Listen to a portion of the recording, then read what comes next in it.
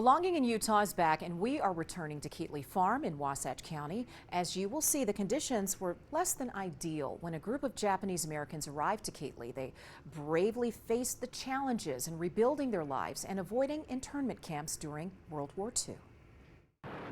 During World War II, the space where the Jordanelle Reservoir now sits was once Keetley Farm. Well, you know, my mother and my father were one of the first ones to arrive. Mary Wada Roath says her parents were cutting it close, arriving to this place right before the deadline of President Franklin D. Roosevelt's Executive Order 9066. They were told that they had 38 days to either go into camp, internment camp, or self-evacuate to a different inland state. Fred Wada, Mary's father, was instrumental in bringing roughly 130 Japanese Americans to Keetley.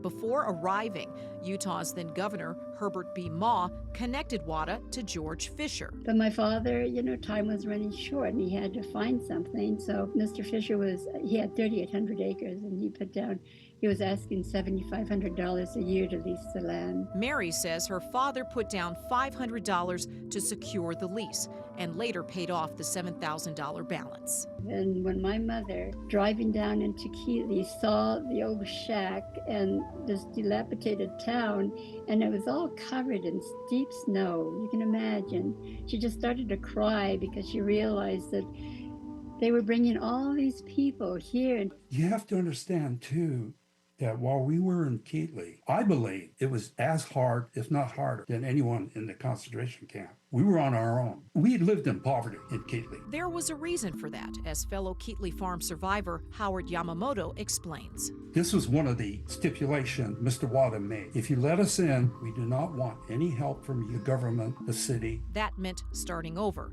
building a new life from the ground up. The terrain was horrible. I mean, they had to remove tons and tons of rocks and sagebrush and boulders. On top of that, the new residents experienced some threatening moments. Someone had thrown dynamite near one of the buildings, trying to frighten them off. And the strangest thing is, months later, the person who did throw the dynamite was a young Indian man who worked at the mines, joined the Keetley baseball team and apologized for what he had done when they first came in there. The Japanese American colony transformed the soil at Keetley into productive farmland in just 3 months. And many stayed in Keetley a few short years after, if that long. In an upcoming story, we're going to hear about plans to keep the memory of Keetley Farm alive.